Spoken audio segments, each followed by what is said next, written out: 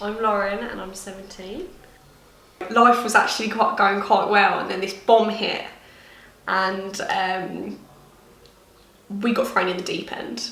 It all started in 2016 and my mum was diagnosed with stage 3 ovarian cancer. My mum was 45, so it was a massive shock. I have 2 younger brothers and we all started counselling at the same time, and that was just to sort of talk about everything. And I think I didn't quite understand it when mum first got diagnosed. I could come here and I could cry and I could scream and I could swear and tell everyone that my world's a mess and it would be fine. I described our situation as this like massive ongoing roller coasters, but it wasn't a very nice one. I was constantly a sitting duck, like waiting for the next drop to happen, and I feel like that really bugged me because I hated it. And I don't think I would have coped as well if I didn't have the hospice's support, because honestly I was a mess. I was a massive mess because I couldn't deal with it. I was so angry, and to be able to go through all that anger and actually get to the bottom of it. So the first few weeks of counselling I'd just cry. I'd just be so upset and so angry and I'd just cry. I'm quite a strong person, and to sit here and admit I'm not okay was a massive thing for me.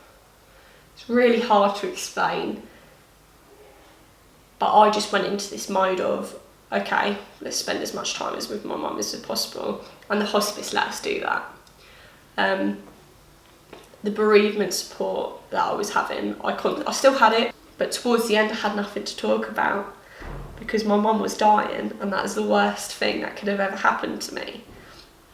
And I feel like losing a parent is the worst thing, especially at my age where I've got so much longer in my life, and my mum was my best friend, my only friend. And I think coming to terms with that was the hardest thing, like that she's not going to be here anymore.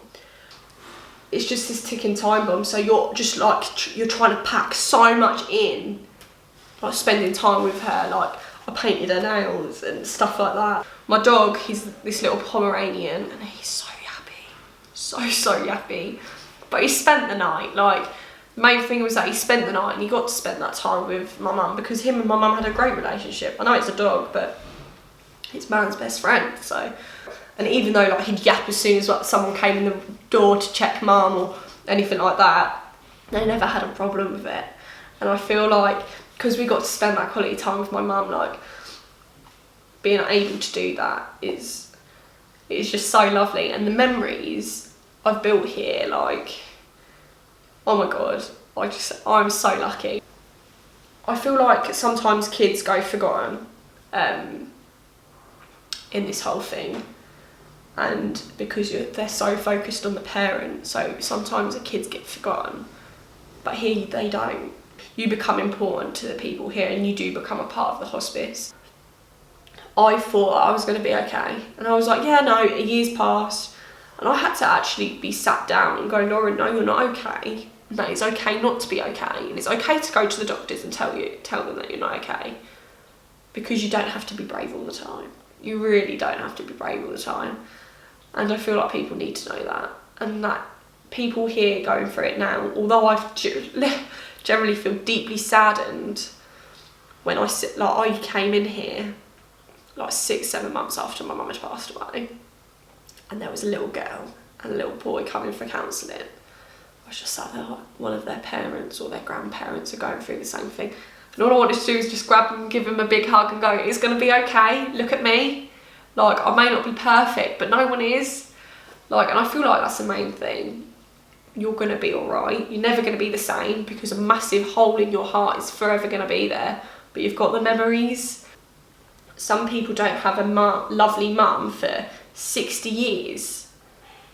I've had an amazing mum for 16, and that's what I've taken away from that. And sometimes I don't look at it like that. Sometimes I hate the world and I think it's so unfair.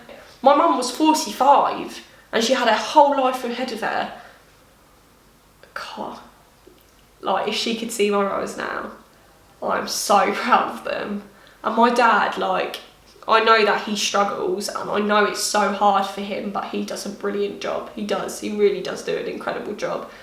To go from my mama constantly being there to support him with it, he's now having to be mum and dad. And I take my hat off to him to do that, because me and my brother's a pain in the asses. We really are. We are. And to have the support from the hospice, they are amazing. And I honestly, I don't know what I'd do without them.